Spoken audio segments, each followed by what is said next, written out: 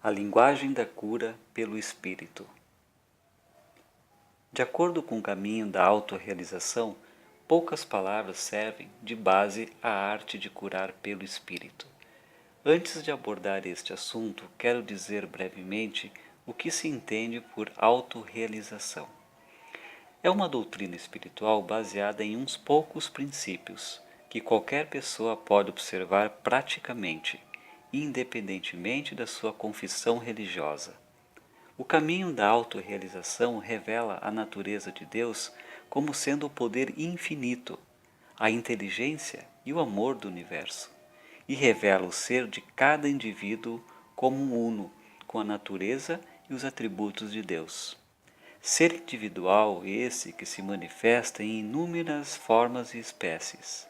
Revela ainda que a natureza e a ideia que temos das desarmonias deste mundo resultam de uma concepção errônea sobre a revelação da divindade no universo. São estes os princípios universais baseados na mensagem do Cristo, quando ensina que o homem pode realizar a sua unidade com Deus mediante um contato consciente com Deus, e que o homem, assim realizado em Deus, pode trazer ao mundo harmonia, paz e integridade. A primeira e mais importante palavra neste processo de cura pelo Espírito é o pequeno vocábulo como, cuja compreensão exclui para sempre o conceito da dualidade. O Deus universal se revela como ser individual. Se isto é verdade, então não há Deus e o homem, não há Deus mais tu. Por isto, não pode haver pessoa que se possa dirigir a Deus com alguma necessidade. Durante os anos em que eu dedicava o meu tempo exclusivamente à terapêutica espiritual, aprendi a não considerar os meus pacientes como seres humanos, nem me dirigia a Deus para que eles recuperassem a saúde. Eu via Deus em cada pessoa que me visitava. Eu via Deus como esse ser individual. E esta verdade criava harmonia. Esta verdade revelava a divindade do ser humano e do corpo deles. E esta revelação se tornou a pedra fundamental do edifício da autorrealização. Há somente Deus, que manifesta a sua infinita essência e sua natureza espiritual, como teu ser, como o meu ser. Eu e o Pai somos um, não dois. Nesta unidade és tu tudo o que Deus é. Se compreenderes a ideia como que Deus se manifesta, como teu ser individual, como o meu ser individual, então compreenderás que tudo que Deus é, tu também és. Meu filho, tu estás sempre comigo, e tu que é meu é teu, tudo. Eu sou o co-herdeiro com o Cristo de todos os tesouros do reino de Deus. Nada posso fazer de mim mesmo, mas, em virtude da minha unidade com o Pai, eu sou tudo o que Deus é. Onde quer que eu esteja, está o Pai dentro de mim. Por isto, onde quer que eu esteja, o Pai age dentro de mim. Deus que aparece como ser individual, Deus que se mostra como sendo tu, como eu, é este o caminho da autorrealização. É este o segredo da cura pelo Espírito. Este tu, ou eu, não é um reflexo ou uma ideia separada, ou algo que fosse menos que Deus. Esse tu ou eu é Deus mesmo, feito manifesto. Deus Pai, que aqui na Terra aparece como um ser individual. Unidade é este o mistério. Depois de assimilares esta verdade, depois de viveres nela e a praticares, considerando cada homem, cada mulher, cada criança, cada planta e cada ser individual no mundo à luz do conhecimento. Isto não é o que parece ser, isto é Deus que se manifesta como.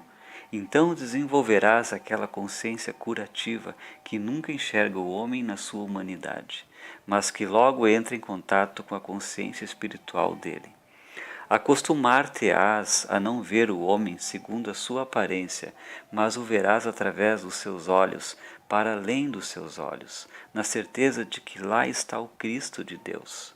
Fazendo isto, aprendes a prescindir de aparência externa e, em lugar de tentares curar alguém, ou restabelecer alguém, ou melhorar alguém, te tornarás verdadeiramente uma testemunha da sua natureza crística, da sua essencial identidade com o Cristo.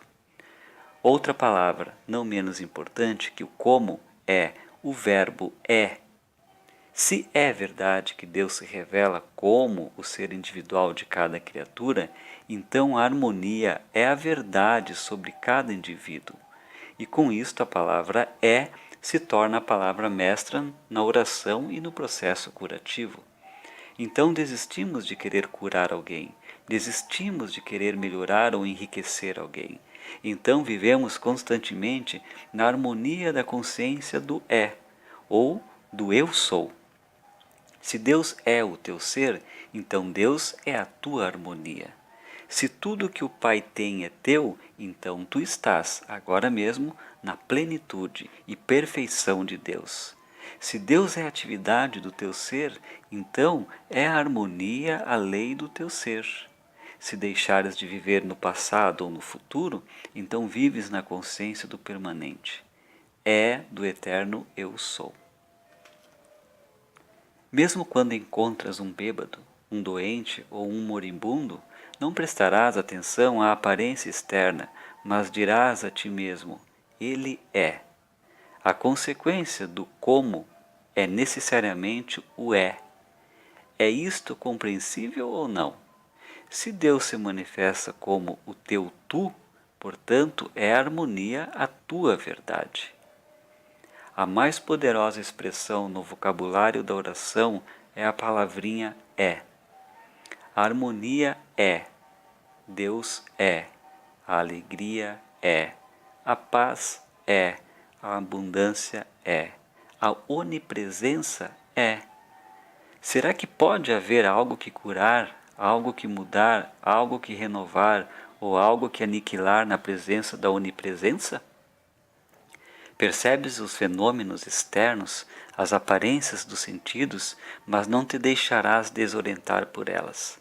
Podem os olhos ser testemunhas da doença de alguém, testemunhas da pobreza ou da culpa de alguém, mas o Espírito te diz: não, isto é Deus em sua manifestação, isto é uma individuação de Deus, e por isto a harmonia é a verdade, independentemente do que meus olhos veem ou meus ouvidos ouvem.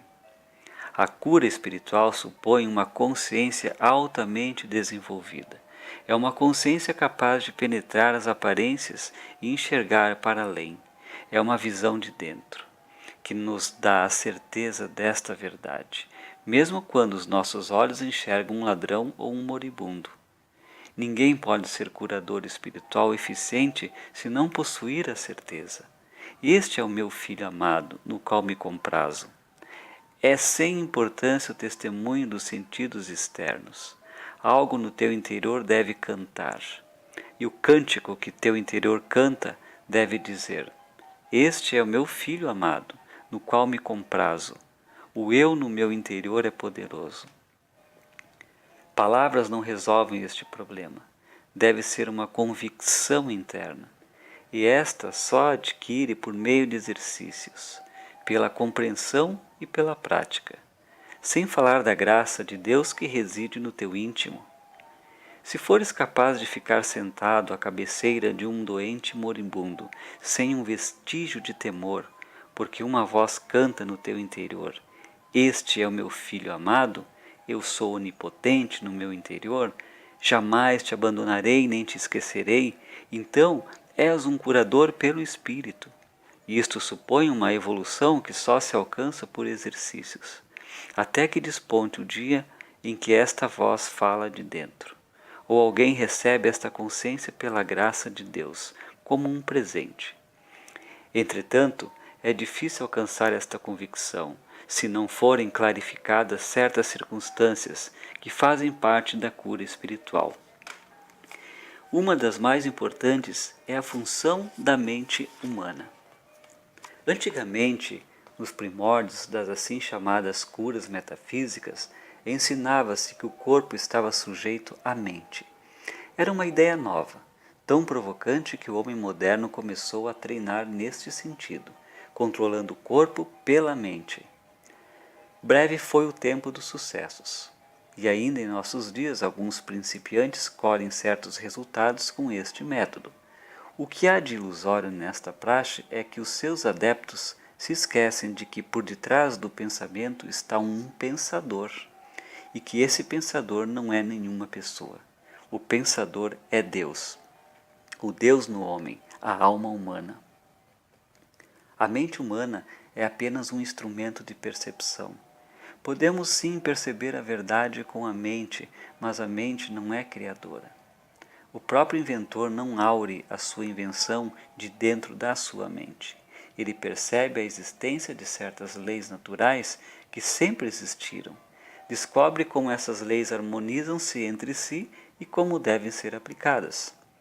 O reto uso da mente como instrumento de percepção faz dela não somente um poderoso instrumento, mas a sua faculdade cresce com o uso e faz eclodir novas forças.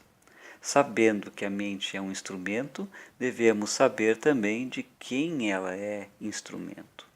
Porque todo instrumento deve ser conduzido e controlado por alguém. Infelizmente, a maior parte dos homens não descobriu ainda aquele centro interior, capaz de dirigir eficazmente o intelecto humano. Adeptos das ciências mentais, quando tentam dominar a mente pela força da vontade ou pela modificação de pensamentos, chegam geralmente à experiência de que a mente humana não se deixa dominar pelo homem. E a disposição desses estudiosos acaba por ser pior no fim do que era no princípio, revelando-se em estados de esgotamento nervoso. A mente humana é um instrumento de algo que está acima dela. Este algo é o verdadeiro eu do homem, a tua autêntica identidade. Se esse teu eu interno guiar e controlar a tua mente, então encontrarás a paz, uma paz perfeita, que transcende o entendimento humano. Certas fotografias de Thomas Edison nos dão ideia de uso correto da inteligência. Esses retratos mostram o grande inventor, quase sempre com a mão junto ao ouvido, em uma atitude de intensa auscultação. Os seus colaboradores sabiam contar numerosas histórias sobre isto. Edison lhes distribuía os trabalhos de pesquisa e cada um elaborava aquilo de que era capaz.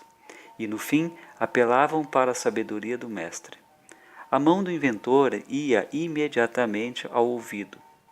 Edison escutava uma voz inaudível e depois dava suas instruções para o próximo passo. Nesta altura, quero frisar a diferença entre duas atitudes. Uns tentam servir-se da mente como de uma força criadora e outros servem-se dela como de um simples instrumento de percepção.